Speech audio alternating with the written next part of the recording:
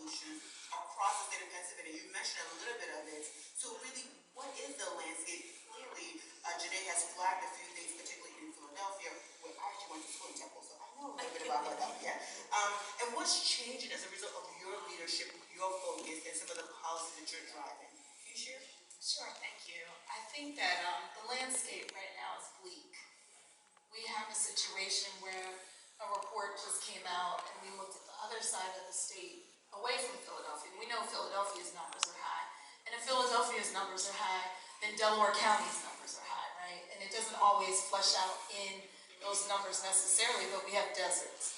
So when I look at the other side of the Commonwealth, Pike County, Carbon, the rural parts where my other colleagues on the other side of the aisle are not even involved in these conversations, I know that we have some troubles ahead. Because really, you know, when we had Black Maternal Health Day at the Capitol, no one from the other side showed up. And there are Black women in those spaces who are dying, clearly from the numbers that came out just recently. So we did have a win as far as policy this year with Senate Bill 262. Yeah. Senate Bill 262, and along with Representative Cephas, who's in the room today, who brought forth that legislation on more maternal mortality and maternal morbidity. I'm sorry, tongue-tied. But really looking at the fact that we were only reporting every 3 years.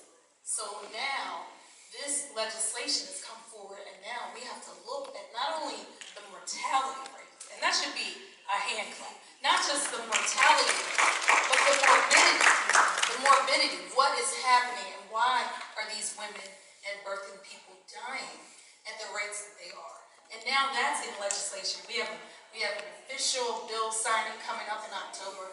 We are so excited about that because I feel like that's going to help to change the landscape. And not only that, getting our colleagues to really understand that, you know, because we heard during the appropriations hearing, why is it around race?